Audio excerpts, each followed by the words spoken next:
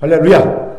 우리 옆분과 인사합시다. 하나님 우리 함께 하십니다. 시작. 하나님 우리 함께 하십니다. 우리 웃는 얼굴로 옆분을 보면서 이렇게 인사합니다. 당신의 얼굴을 보니 하나님의 얼굴을 보는 것 같습니다. 시작. 당신의 얼굴을 보니 하나님의 얼굴을 보는 것 같습니다. 반갑습니다.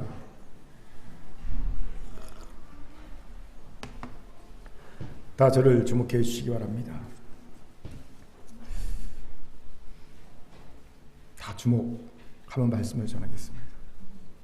얼마 전에 넷플릭스에서 나는 신이다 라는 다큐 영화를 방영하면서 사회적인 이슈가 된 적이 있습니다. 안 보신 분도 제목에서 짐작하듯이 자신을 하나님이라고 혹세무민하는 이단 사입에 대한 내용이었어요. 우리가 잘 아는 신천지 이만희, 하나님의 교회 안선홍 이미 죽었죠. JMS의 정명석, 통일교 문선용 등과 같은 이단들의 실체를 고발하고 있었습니다. 저는 솔직히 너무 끔찍할 것 같아 못 보겠더라고요. 그래서 못 봤습니다. 그런데 우연히 이와 관련된 뉴스를 보니 이렇게 전 국민적으로 그 실체가 고발됐으면 교세가 급격하게 줄어들거나 아니면 해체되어야 할 것 같은데 놀랍게도 그렇지 않다고 하더라고요. 도리어 더 내부 교섭이 강해지고요. 심지어는 교세가 더 확장된 곳도 있다고 합니다. 대표적으로 코로나 확산의 주범으로 지탄을 받았던 신천지가 더 교세가 확산됐죠. 얼마 전에 그 집회하는 거 보니까 국회의원들, 지자체 단체장들 막 가서 인사하더라고요. 뭐 때문에? 이게 무섭거든. 예. 왜 이런 비이성적인 어처구니없는 일들이 벌어질까요? 이 궁금증을 마음에 간직한 채 오늘 본문을 봅시다. 본문이 이에 대한 대답을 들려줄 줄 믿습니다. 본문에서 우리는 아주 이상한 질문을 하고 계신 예수님의 모습을 보게 되지요. 우리 같이 6절을 힘있게 읽겠습니다. 시작. 예수께서 그 누운 것을 보시고 병이 벌써 오래된 줄 아시고 이르시되 내가 낫고자 하느냐. 아멘. 예수님께서 6월절 명절에 예루살렘 성으로 올라가셨지요. 보통은 예루살렘 성전으로 가서 제사에 참여해야 하는데 예수님께서는요 베데스다로 가셨습니다. 왜요? 그곳엔 그 사회에서 가장 연약하고 소외된 이들이 몰려 있었기 때문입니다. 전설에 의하면 간혹 천사들이 베데스다의 못에 내려온다는 거예요. 그때 물이 동합니다. 움직입니다. 이 물이 움직일 때 가장 먼저 연못에 들어가는 자는 무슨 병이든지 낫는다라는 전설이 있어요. 이 전설을 믿고 더 이상 다른 곳으로 병을 치유할 수 없는 이들이 지푸라기라도 잡고 싶은 심정으로 마지막으로 찾던 것이 바로 베데스다 연못이었습니다. 예수님께서는 그곳에 가셔서 거동조차 못하는 38년 된 병자를 찾으시지요. 그리고는 병자에게 물으십니다. 내가 낫고자 하느냐? 여러분, 이 예수님의 질문을 어떻게 생각하십니까? 이상하지 않습니까? 이상합니다. 생각해 보세요. 낫고자 하는 마음이 없다면 왜 베데스다 못에 있었겠습니까? 정말 간절히 낫고자 하는 마음이 있었기에 베데스다 못에 있던 것 아닙니까? 그런데 그에게 묻는 거예요. 낫고자 하느냐? 이건 마치 제가 아파서 병원에 가서 의사 앞에 딱 앉았는데 의사가 진찰 받으러 오셨어요? 라고 말한 것과 똑같습니다. 그렇죠. 진찰 받으러 왔으니까 의사 앞에 있겠지요. 정상적인 질문은 뭡니까? 어디 불필요한 데가 있으십니까? 어디가 아파서 오셨습니까? 이런 질문에 맞지요. 이런 의사의 질문보다 더 이상한 질문이 내가 낫고자 하느냐라는 예수님의 질문입니다. 여기서 다시 질문이 생기지요. 왜 예수님께서는 이런 이상한 질문을 하셨을까요? 혹시 병자의 믿음을 알아보기 위함이었을까요? 만약 그렇다면 내가 낫는다고 믿느냐? 내가 너를 낫게 할 줄 믿느냐? 이렇게 물으셨어야 할 것 같습니다. 그럼 왜일까요? 간단합니다. 내가 낫고자 하면서 왜 여기에 있느냐? 즉 번지수가 틀렸다는 거예요. 내가 낫고자 한다면 여기 있어서는 안 된다는 겁니다. 지금 예수님께서는 낫고자 한다면 베데스다 연못가에 있으면 안 된다고 말씀하고 계신 거지요. 마치 구원을 받으려면 이단 사입에 있어서는 안 되는 것처럼 말입니다. 여기서 다시 중요한 질문이 생깁니다. 도대체 베데스다 연못이 어떤 곳이기에 예수님께서는 베데스다 연못에 있으면 안 된다고 말씀하고 계신 걸까요? 그 이유가 우리에게 귀한 통찰을 주지요. 같이 알아봅시다. 먼저 베데스다는요, 은혜의 연못이 경쟁의 연못으로 변질되었기 때문입니다. 무슨 말입니까? 베데스다라는 뜻은 자비의 집, 은혜의 집이라는 뜻입니다. 전설이 진짜여서 정말 치유의 기적이 일어났다면 자비의 집, 은혜의 집이라고 불러도 될 것 같지요? 그런데 현실은요, 자비의 집, 은혜의 집이 아니었습니다. 왜요? 그곳에서는 치열한 경쟁이 일어나고 있었기 때문입니다. 가장 먼저 은혜의 연못에 들어가려고 남을 밀치고서라도 내가 먼저 들어가야 돼서 치열한 경쟁이 일어나고 있었던 겁니다. 그런데 황당하지 않습니까? 그곳에 있는 이들이 어떤 이들입니까? 경쟁이 얼마나 사람을 비인간화하는지를 절감한 경쟁의 피해자들입니다. 왜요? 그들은 그 사회에 치열한 경쟁에 밀려 결국 베데스다까지 밀려온 자들이기 때문입니다. 그런데 그런 이들이 모인 와중에서도 또 치열한 경쟁이 일어나고 있고요. 또 밀리는 자들이 있어요. 기가 막힌 현실이 아닐 수 없습니다. 그 경쟁에서 밀린 최끝에 밀린 38년 된 병자는요, 그 모든 탓을 원망을 담아 타자에게 돌리고 있음을 보지요. 우리 같이 7절 힘있게 읽겠습니다. 시작. 병자가 대답하되 주여 물이 움직일 때 나를 못에 던져준 사람이 없어 내가 가는 동안에 다른 사람이 먼저 내려가나이다. 아멘. 보세요. 자신이 왜 경쟁에 밀렸다고 원망합니까? 나를 못에 넣어주는 사람이 없어 다른 사람이 먼저 못에 내려가기 때문입니다 라고 말합니다. 이것이 경쟁에 만든 폐해입니다. 경쟁은 반드시 승자와 패자를 만들고요, 패자에겐 상처와 함께 원망의 마음을 갖게 하지요. 이러니 은혜의 연못이 경쟁의 연못으로 변질된 것이고요, 더 이상 그곳에는 치유의 은혜, 구원의 은혜가 기대될 수 없었다는 겁니다. 예수께서 이상한 질문하시며 야 번지수 잘못 찾았어 말씀하신 이유지요. 이것에 주목합시다. 원래 경쟁이라는 말은 라틴어로 함께 추구하는 것이라는 뜻을 갖고 있어요. 라틴어 이 뜻이라는 경쟁이 부정적이지 않죠. 함께 추구하는 것이라는 것은요, 지극히 바른 모습입니다. 그런데 인간은 경쟁을 변질시켜버렸습니다. 어떻게 해요? 남을 이기기 위해 서로 팔꿈치로 밀치며 앞으로 나아가는 것으로 변질시켜버렸습니다. 그렇게 이제 경쟁에서의 나의 승리는 남의 불행을 전제하고 있는 겁니다. 내가 경쟁에서 승리했다는 것은요, 누군가 내 밑에 깔렸다는 걸 의미합니다. 남의 불행이 전제됩니다. 하나님 나라와 결코 어울릴 수 없는 모습으로 변질된 지 오래지요. 그럼에도 우리는 경쟁의 베데스다 연못을 38년 동안 떠나지 못하고 있던 병자처럼 경쟁 사회를 벗어나고 있지 못합니다. 그러면서 점점 비인간화 되어가지요. 불행의 늪으로 빠져들어만 가고 있습니다. 특히 한국 사회는 경쟁의 상상을 초월하지요. 한마디로 극단적인 과잉 경쟁 사회입니다. 우리는요, 유치원 들어갈 때부터 경쟁에 돌입합니다. 우리는 좀 외곽에 살아서 이런 경쟁에서 자이든 타이든 좀 이렇게 떨어져 있지만, 저 강남의 유명한 영어 유치원에 입학하려면요, 거액의 접수대행 알바를 써야 합니다. 안 그러면 순위에 밀려요. 심지어는요, 은행 PB, 맞춤형 은행 서비스에 부탁해야 한다고 하더라고요. 처음 알았습니다. 은행이 이런 서비스 해주나? 유치원 접수 이걸 해주나?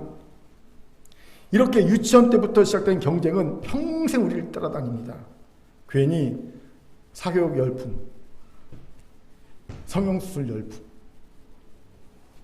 사치품 열풍. 이게 왜 사치품 열풍이냐면요, 좀 있으면 이제 3월, 4월 학부모 면담이 있잖아요. 초등학교에서. 그때 학부모들이요, 그냥 안 갑니다.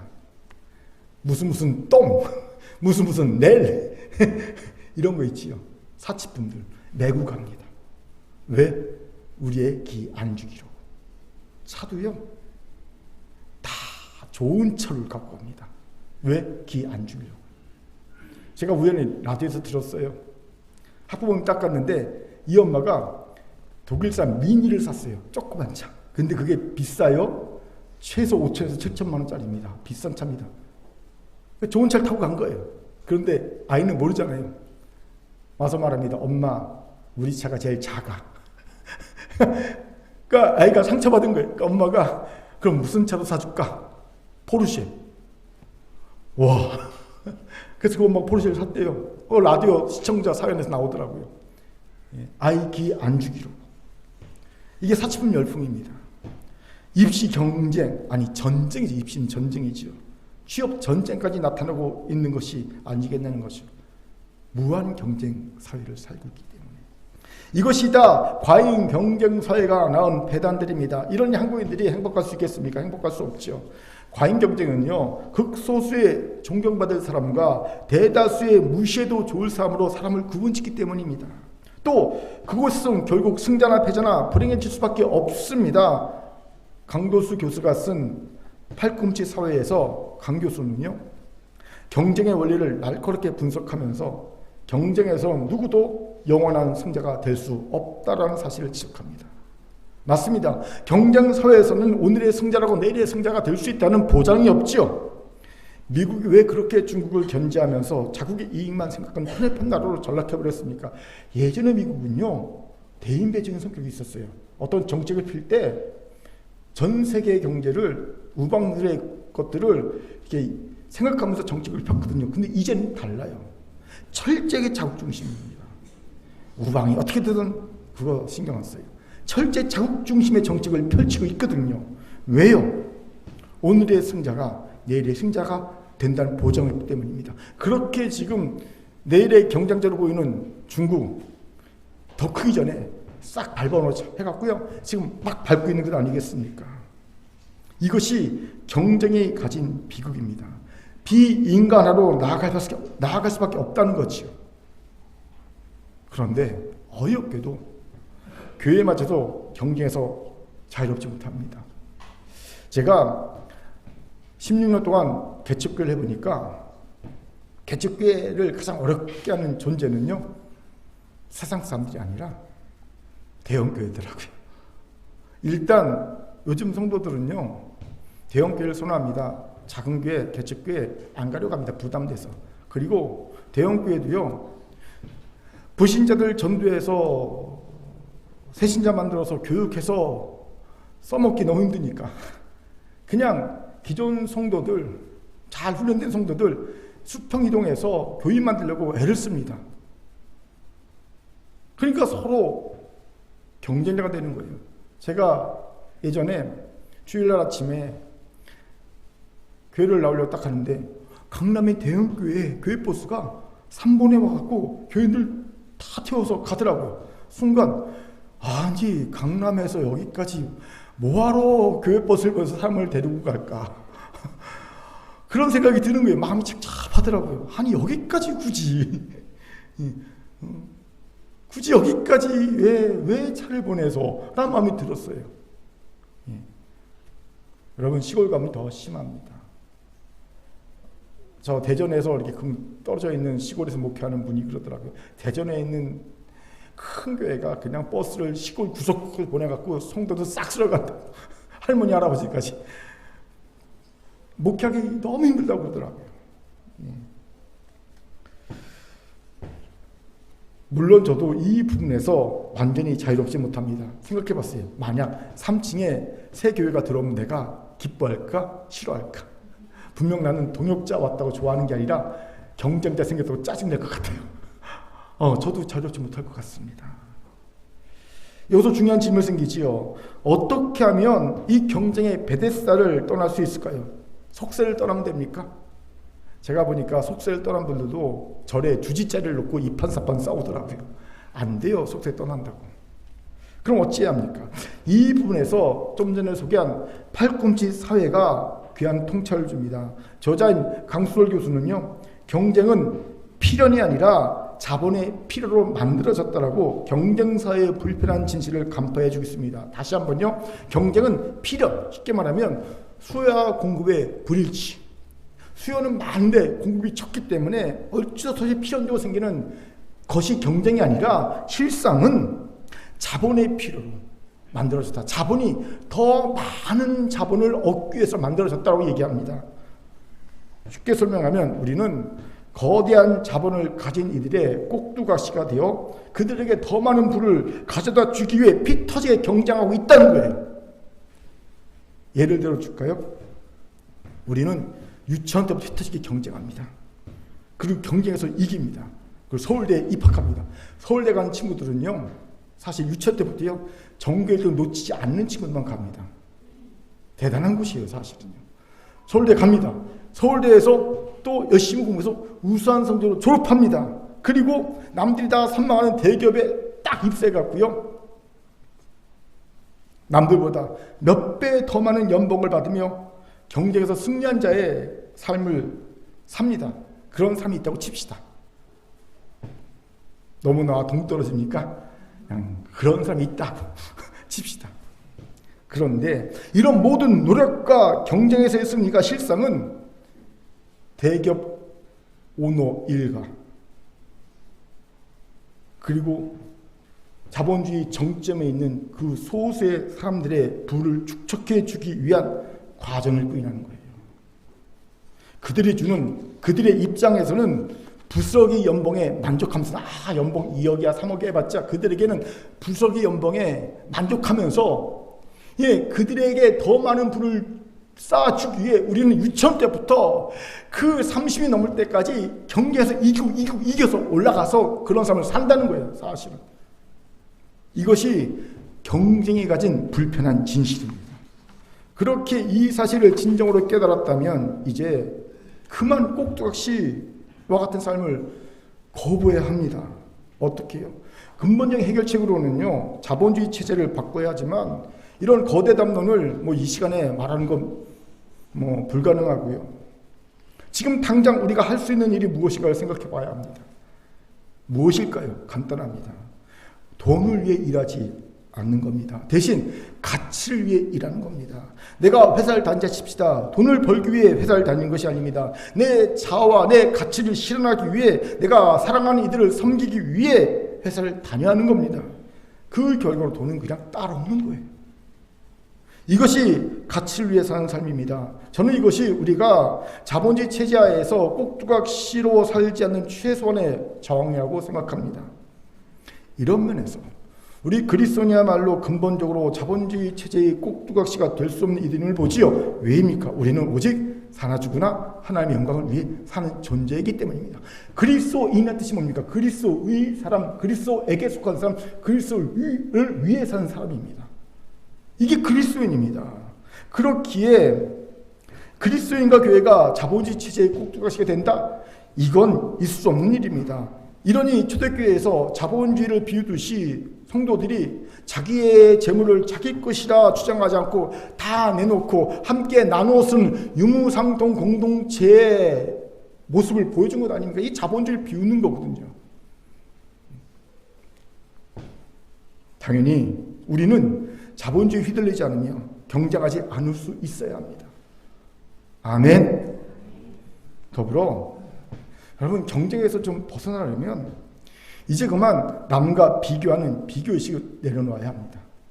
이런 실험을 했어요. 연봉 협상하면서 당신 연봉은 5천이고 대신 당신 동료 연봉은 6천이야. 또 하나는 당신 연봉은 4천이고 대신 당신 동료 연봉은 3천이야. 어떤 거 선택할래요? 여러분 어떤 거 선택하시겠습니까? 내 연봉 5천 대신 동료 연봉 6천, 내 연봉 4천 대신 동료 연봉 3천. 뭘 선택할 것 같습니까? 놀랍게도 사람들이요, 내 연봉 4천을 선택했어요. 대신 동료 연봉 3천. 왜입니까? 내가 비교해서 상대적 박탈감을 느끼는 것보다 차라리 1,000만 원 손해보니까 훨 낫다는 거예요. 5천만 원 안 받고 4천만 원 받는 게 사실 자존심 상하는 거, 동료보다 못하다는 자존심 상하는 것보다 낫다는 거예요, 사람들이.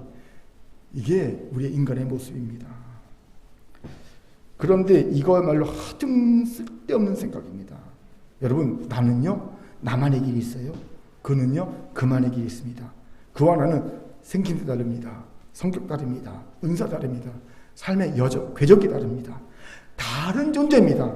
여러분, 같아야 비교를 하지 다른 것을 어찌 비교합니까? 그러면 치약과 치약은 비교할 수 있어요. 이 치약이 이 치약보다 좋은가 나쁜가 비교할 수 있죠. 예, 비교에 마땅하죠. 한데 칫솔과 치약은요, 비교할 수 없지 않습니까? 뭘 갖고 비교합니까? 칫솔은 다르고 치약은 다른데. 여러분, 그와 나는 다릅니다. 그렇게 비교하지 마십시오. 바보예요, 비교하는 사람은요. 정 비교하고 싶으면 제가 종종 하는 말이 있죠. 어제의 나와 오늘의 나를 비교하세요. 정 경쟁하고 싶으면 어제의 나와 오늘의 나를 경쟁시키면 됩니다. 이건 큰 교회도 마찬가지입니다. 큰 교회는 어제의 큰 교회, 오늘의 큰 교회를 비교하고 경쟁합니다. 솔직히 저는요, 다른 교회가 뭐지 어떻게 그 신경도 안 씁니다. 비교하지 않습니다. 아예. 제 머리에는 다른 교회하고 비교하는 모습이 1도 없습니다. 그저 저는요, 어제의 큰 교회, 오늘의 큰 교회를 비교하고요, 어제의 큰 교회, 오늘의 큰 교회를 경쟁시킵니다. 저도 마찬가지입니다. 어제의 나연소, 오늘의 나연소를 경쟁시킵니다. 이거 하기도 바쁩니다. 사랑하는 큰교회 성도 여러분, 오늘 자신이 경쟁의 베데스다에 오래 묶여있음을 자각하시기 바랍니다. 나도 모르게. 그리고 스스로 힘들어하고 비교하면서 자신을 비참하게 만들고 있었음을 기억하십시오. 그리고 벗어나길 결단하는 은혜가 오늘 있기를 바랍니다. 아멘. 자, 옆분과 인사합니다. 이제 그만 경쟁의 베데스다에서 얼굴 보면서 벗어납시다. 시작. 벗어납시다. 아멘. 두 번째로 베데스다는 가치가 전도된 연못으로 변질되었기 때문을 봅니다. 무슨 말입니까? 예수님께서 38년 된 병자에게 내가 낫고자 하느냐라는 이상한 질문을 하셨어요. 그러자 38년 병자가 대답을 하죠. 우리 다시 한번 7절 읽겠습니다. 시작. 병자가 대답하되 주여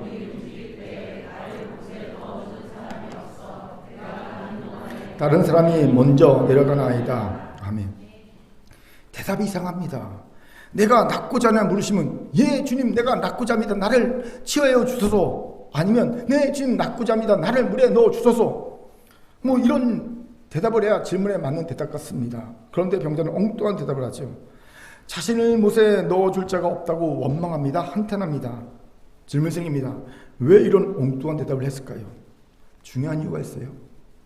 지금 병자에겐 병에서 낫는 것보다 물이 동할 때 먼저 물에 들어가는 것이 더 급하고 중요한 목적이 되어버렸기 때문입니다. 즉 가치 전도 현상이 일어난 거지요. 가치 전도 현상이란요, 목적이 되던 가치가 수단으로 전락하고 수단이었던 가치가 목적으로 바뀌는 가치의 사율이 뒤바뀌는 현상을 말합니다.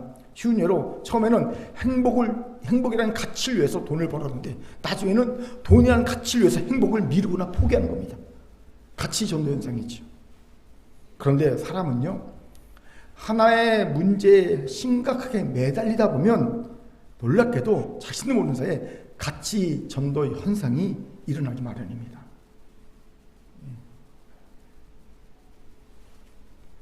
38년 된 병자도 처음에는 병을 낫고자 하는 분명한 목적으로 연못에 가장 먼저 들어가고 싶었을 겁니다.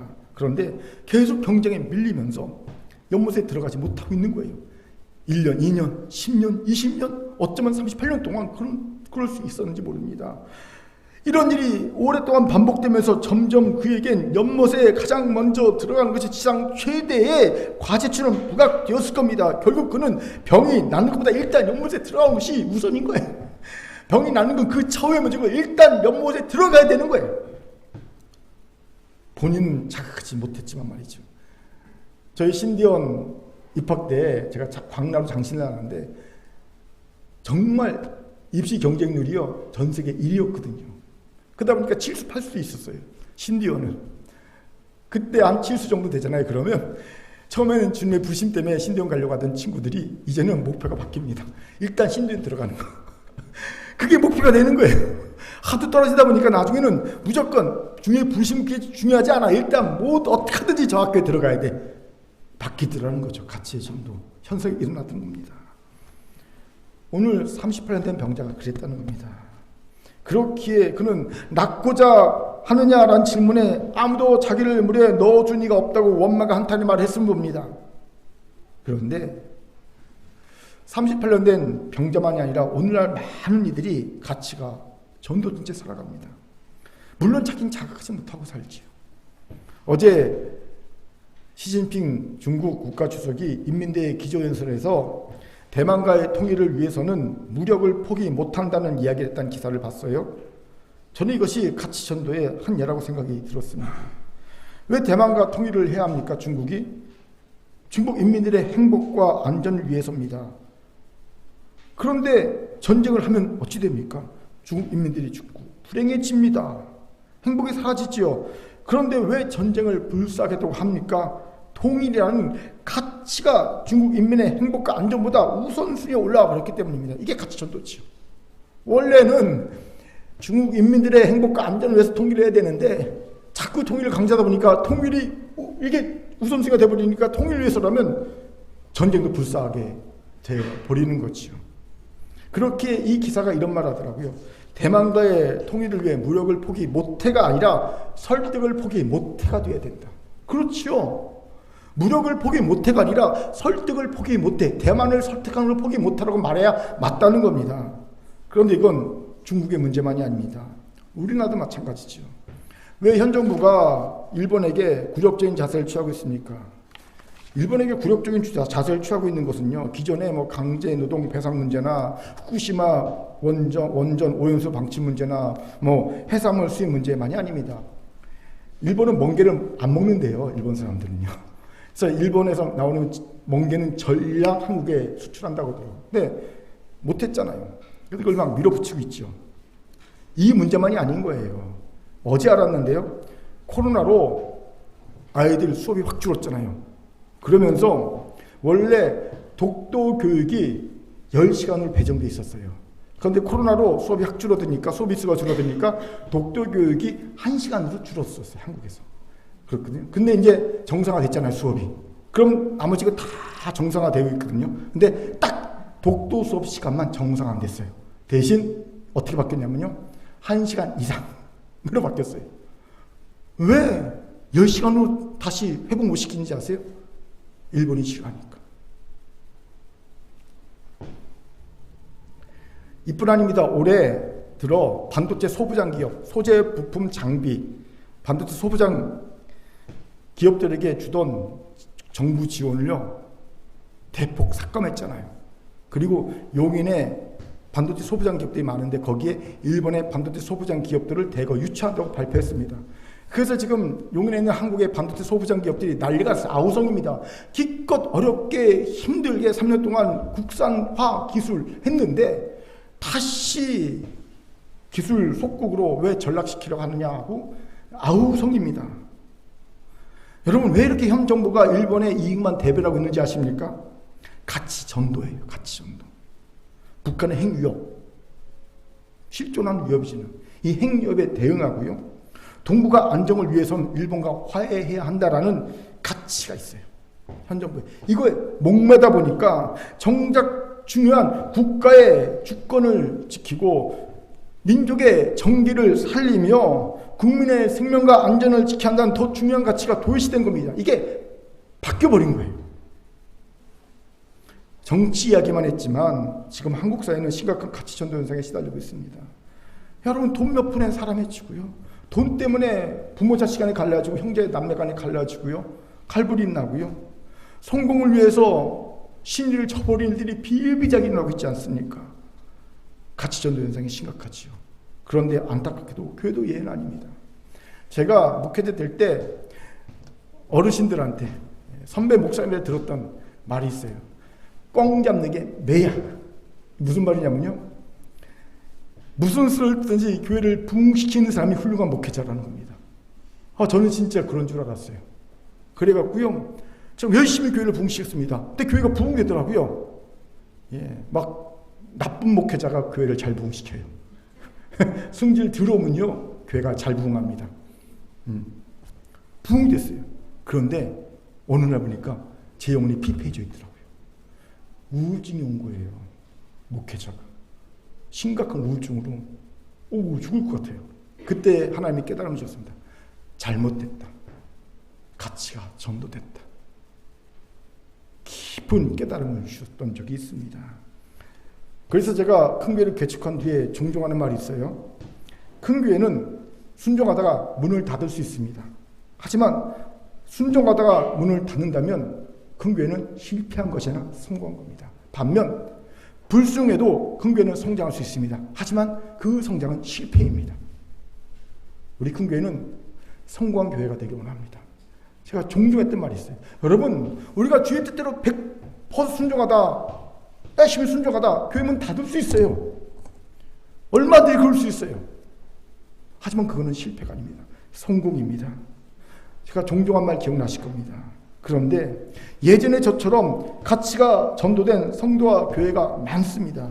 어찌할까요? 다시 초심으로 돌아가야 합니다. 그래서 다시 우리가 붙잡았던 가치를 되새길 수 있어야 합니다. 이것이 진정한 회개입니다. 그냥 악어의 눈물, 값싼 눈물 흘리면서 하나님 잘못했어요 하는 게 이게 회개가 아니라 초심으로 돌아가 처음에 내가 예수의 은혜로 그리스도인 되었을 때 붙잡았던 가치를 되찾는 것, 처음 교회를 개척했을 때 초심 붙잡는 것, 이거 진정한 회개일 겁니다. 저는 오늘이 창립 16주년 기념주일이잖아요. 2007년 3월 25일에 교회가 개척했습니다. 오늘 이 창립 기념주일에 큰 교회가 개척 당시의 초심으로 돌아가 그동안 우리가 이런저런 이들로 전도시켜버린 우리에게 주신 가치를 되찾기를 바랍니다. 더불어 여러분이 그리스도인 되었을 때, 여러분이 주의 종으로, 주의 일꾼으로 부름받았을 때 그 초심으로 돌아가 그때의 가치를 되찾길 바랍니다. 그것이 가치가 전도된 베데스다 연못에서 떠나는 주의 음성을 듣고 떠나는 이의 모습일 줄 믿습니다. 아멘. 자서를 따릅시다. 부르실 때의 초심을 되찾아서 옆분과 인사합니다. 전도된 가치를 회복합시다. 전도된 가치를 회복합시다. 아멘. 세 번째로 예수께서 베데스다를 떠나러 가신 이유로는요, 베데스다가 희망 고문의 연못으로 변질되었기 때문이라는 거예요. 무슨 말입니까? 간단합니다. 베데스다 연못은 병자들이 들어갈 수 있는 곳이 아니라 건강해야 들어갈 수 있는 곳이 되어버렸기 때문입니다. 생각해 보세요. 물이 동할 때 가장 먼저 들어간 자는 치유를 받습니다. 그런데 이 말은요, 가장 건강한 자라야 치유받을 수 있다는 말과 같습니다. 이러니 병자가 들어갈 수 있는 곳이 아니라 건강한 자가 들어갈 수 있는 곳이라는 말이 맞지요. 그런데 이 사실을 38년 된 병자가 몰랐을까요? 모를 리가 없겠지요. 그는 수도 없이 좌절을 겪었을 겁니다. 자신보다 건강한 사람이 자신을 제치고, 그리고 자기보다 빨리 그 베데스다 연못으로 뛰어드는 것을 그는 수차례 봤을 겁니다. 너무 많이 봤을 겁니다. 수도 없이 그것을 보면서 좌절을 겪었을 겁니다. 자, 여러분 같으면 어찌하실 것 같습니까? 진즉에 그 자리를 떠날 것 같지 않습니까? 저라도 에잇 하고 침 탁 뱉고 그 자리를 떠났을 것 같습니다. 그런데 이상하게도 38년 된 병자는 예수께서 찾아오시기 전까지는 떠날 생각조차 못하고 있어서 봅니다. 이것을 희망 고문이라고 합니다. 희망 고문이란 절망적인 결과만을 기다리는 극한 상황 속에서도 주어진 작은 희망으로 인해 포기하지 못하고 오히려 더 자신을 괴롭히는 상황까지 이르는 것을 말하는 단어죠. 즉 희망이 아예 없다면 그 기대를 포기하고 깎이는 손을 뗄 수 있겠는데 약간 희망이 보이거든요. 그러니 그 희망의 모든 가능성을 걸고 어떻게든 절망을 벗어나려고 노력하는 인간의 심리를 그대로 반영한 단어가 희망 고문이죠. 스티븐 레빗이라는 시카고 대학의 교수가 쓴 경제학 교수입니다. 괴짜 경제학이라는 이 책에 이런 질문이 나와요. 왜 마약 판매상들은 어머니와 함께 살까? 이런 질문이 나옵니다. 왜 마약 판매상들은 어머니와 함께 살지 아십니까? 간단합니다. 수입이 변변치 못해서 어머니 집에 빌부터 산다는 거예요. 반면 마약 판매 조직의 보스는 막대한 돈을 벌어들여 허름한 생활을 영위합니다. 그런데 이런 악조건 속에서 마약 판매상들은 자기를 때려치지 않습니다. 보세요. 범죄고요. 수입도 변비지 못해서 나이가 들어서 엄마 집에 빌부터 삽니다. 그럼 일 때려쳐야 되잖아요. 근데 못 때려칩니다. 이유가 뭔지 아세요? 혹시 몰라. 나도 저 보스처럼 될지 몰라. 라는 기대를 갖고 있기 때문에 그래서 못 때려치는 거예요. 그런데 사실은요. 판매상의 보스가 되는 경우는요. 로또 1등 복권 당첨 확률보다 적습니다. 대부분 자기 자식에게 주지 절대 남한테 안 주거든요. 그럼에도 그 기대 때문에 희망 고문하면서 결국 어머니 집에 빌부터 사면서 범죄를 저지르고 사는 거예요. 감옥에 왔다 갔다 하면서. 물론 절망 속에서도 작은 희망을 놓지 않고 결실을 맺는 이도 없지 않아 있습니다. 이럴 때 쓰는 한자성어가 고진감래지요. 고생 끝에 낙이 온다. 하지만 현실은 고진감래보다는 희망 고문인 경우가 훨씬 더 많습니다. 그리고 이런 희망 고문은 니체의 말에 의하면 모든 악 중 가장 나쁜 악이라고 합니다. 왜요? 인간의 고통을 연장시키기 때문에. 희망 고문을 쓰면 그냥 체념해버리고 말 텐데 희망 고문을 주니까 계속 고통이 연장되잖아요. 죽을 때까지. 저는 이런 희망 고문을 우리 사회 곳곳에서 제 주변에서 보았습니다. 수년째 신림동 노량진 학원가에서 고시 낭인으로 살면서 부모에게 희망 고문을 시키는 사람. 그런데 심지어는 그러면서 결혼까지 해요. 애까지 낳아요. 아내는 과외하면서 남편을 뒷바라지합니다. 결국 그러다가 이혼해버려요. 이런 사람도 봤고요. 순진한 중소기업 사장에게 접근해서 나 대기업 출신이라 내가 대기업 임원 출신이니까 내가 계약 성사시켜줄게. 나 영업이사로 영입해. 그래놓고 매달 월급 받지요. 판공비 받지요. 승용차까지 제공받지요. 그런데 정작 계약은 차일피 일지로 미뤄주면서 희망 고문하는 영업이사도 봤습니다. 아주 중소기업 사장이 아주 미치려고 하더라고요. 또 불치병 환자에게 접근해서 나 은사치다 기도로 낫게 해주겠다 하면서 기도 한 번 할 때부터 500만 원, 1000만 원씩 받으면서 기도해주는 악덕 은사 기도하는 사람도 봤습니다. 이뿐 아니지요. 정직원 시켜준다고 몇 년째 계약직으로 불러놓고 결국에는요 재계약 안 해줘서 쫓아내는 악덕 기업도 봤습니다. 그렇게 세상 사람들은 희망 고문을 당하지 않으려면 체념해야 한다고 말합니다. 체념이 가장 깔끔한 방법이거든요. 그런데 하나님의 삶은 달라야 합니다. 어떻게 해요? 희망 고문인지 하나님이 주신 사명인지를 분별해야 하기 때문이지요. 희망 고문이라면 체념해야 맞습니다. 하지만 하나님이 주신 사명이라면 고진감래해야 합니다. 사실 저만큼 이 둘 사이에서 고민과 갈등이 많았던 사람도 없을 줄 압니다. 개척 10년 동안 말로 다 할 수 없는 어려움과 갈등이 제 안에 있었어요. 그 와중에 제 안에 수도 없이 교회를 이제 그만 내려놓아야 되는가라는 생각을 했던 적이 정말 많습니다. 그럼에도 제가 오늘까지 큰 교회의 비전과 사명을 붙잡고 교회를 억지로 멱살 잡아 끌고 올 수 있었는 이유는요. 누가 그러다가 목사님 교회를 억지로 큰 교회는 목사님 억지로 멱살 잡아 끌고 오는 것 같아요. 그러더라고요. 근데 그 얘기를 듣고 나니까 맞아. 내가 억지로 멱살 잡아 딱 끌고 오는데 내가 이 멱살을 딱 놓는 순간 교회가 어떻게 될까 생각해 보니까 그림이 그려지는 거야. 나만 손을 넣어버리면 그림이 그려지는 거야. 아, 내가 10년 동안 교회를 억지로 멱살 잡아 끌고 왔구나. 이런 생각이 드는 거예요. 그런데 이럴 수 있었던 것은요. 큰 교회에게 주신 비전과 사명은 희망 고문이 아니라 사실 진짜였기 때문입니다. 그렇게 도무지 길이 안 보이지만 하나님이 주신 비전과 사명이 맞습니까? 그렇다면 포기하지 말고 고진감래해야 합니다. 이를 위해 하나님의 말씀을 구하십시오. 성령의 깨닫게 하심과 성령의 확증을 구하십시오. 반드시 하나님이 내적 확증과 외적 확증을 줄 줄 믿습니다. 저는 큰 교회에 주신 비전과 사명이 진짜라는 사실을요, 환난당한 자, 원통한 자, 빚진 자들이 여전히 큰 교회에 오는 것을 보면서 확인하고 합니다. 다 멀쩡해 보이죠, 우리 큰 교회 오는 분들. 그런데요, 정직을 한꺼번에 딱 벗겨보면 그 안에 상처들이 크게 있어요. 그래서 오더라고요. 그걸 보면서 아하, 큰 교회의 존재 이유가 아직도 있구나. 환난당한 자, 원통한 자, 빚진 자들을 취하고 구원하여 하나님 나라의 용서 세우는 비전이 아직도 우리에게 주어져 있구나. 사명이 아직도 우리에게 주어져 있구나 라고 깨닫습니다. 그렇게 우리 중에 환난당한 자가 있습니까? 원통한 자가 있습니까? 빚진 자가 있습니까? 잘 찾아오신 겁니다. 큰 교회는 이런 분들을 위해 준비된 교회고요, 10년 동안 버텨온 교회입니다. 이곳에서 치유받고 회복되어 하나님 나라의 큰 용사가 되기를 바랍니다. 아멘. 자, 저를 따릅시다. 희망 고문은 체념하고 사명이라면 옆분 보면서 고진감래합시다. 시작. 고진감래합시다. 아멘. 이제 말씀 마치죠. 우리는 은혜의 집, 자비의 집 베데스다를 경쟁의 장소로, 가치 전도의 장소로, 희망 고문의 장소로 변질시켜 사회에서 가장 고통받고 약한 이들을 더 처참하게 만들고 있는 악한 현실을 보았습니다.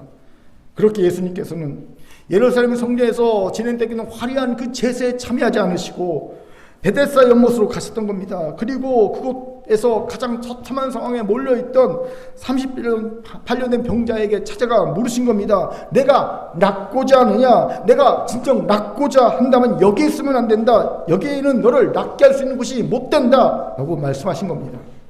그리고 예수님께서는 38년 된 병자에게 명령하십니다. 우리 8절을 가시겠습니다. 시작. 예수께서 이르시되 일어나 내 자리를 들고 걸어가라. 네.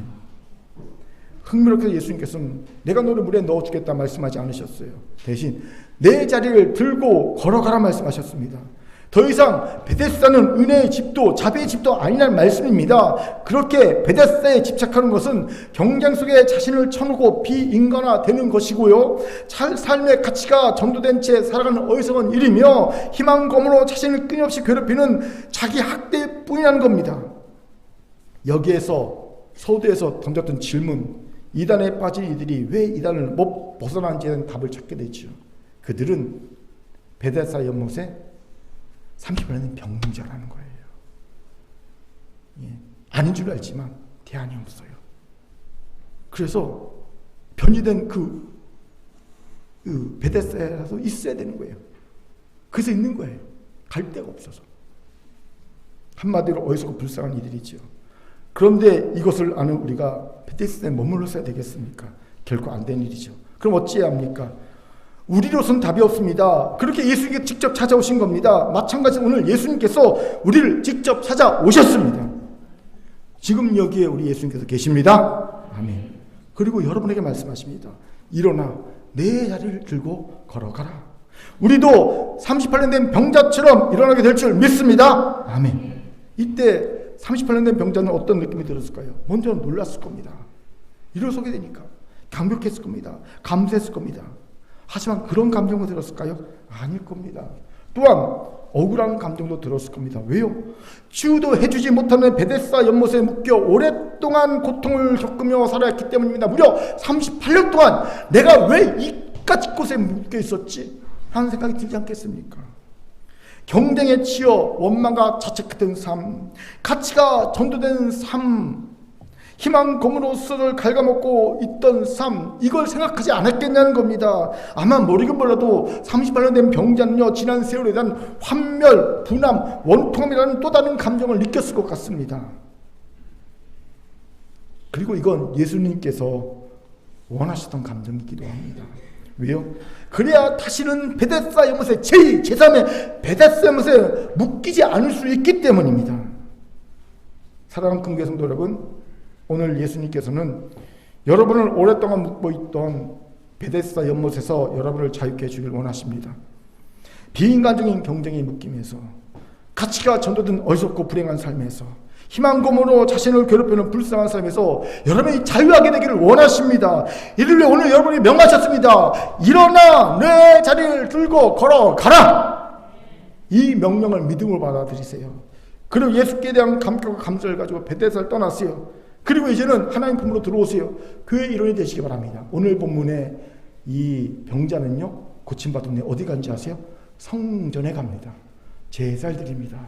우리도 하나님의 집으로 와야 합니다. 베데스다가 아니라 하나님의 공동체의 일원이 되어야 합니다. 하지만 또 기억해야 할 것이 있습니다. 38년 동안 베데스다 연못에 묶였던 비참한 삶에 대한 환멸, 분함, 원통함, 이것도 잊지 말아야 합니다. 무조건 잊으면 안 됩니다. 잊지 말아야 합니다. 기억해야 합니다. 그래서 과거에 여러분처럼 베데스다에 묶여있는 이들을 보거든 그냥 지나치지 말고 그들도 예수를 전하여 구원해내야 합니다. 오늘 이런 은혜와 결단이 있기를 주의 이름으로 축원합니다. 아멘. 하나님의 말씀이었습니다. 기도하겠습니다. 사랑과 자비하는 참 감사합니다. 우리에게 내 자리를 들고 일어나 말씀하시며 베데스다를 떠나시니 감사합니다. 이제 하나님 아버지, 하나님 은혜 안에 자유를 얻어 하나님의 품 안에 들어가기 원합니다. 우리에게 베데스다를 떠날 수 있는 지혜와 능력과 결단을 더하여 주옵소서. 감사드리며 예수님 이름으로 기도합니다. 아멘.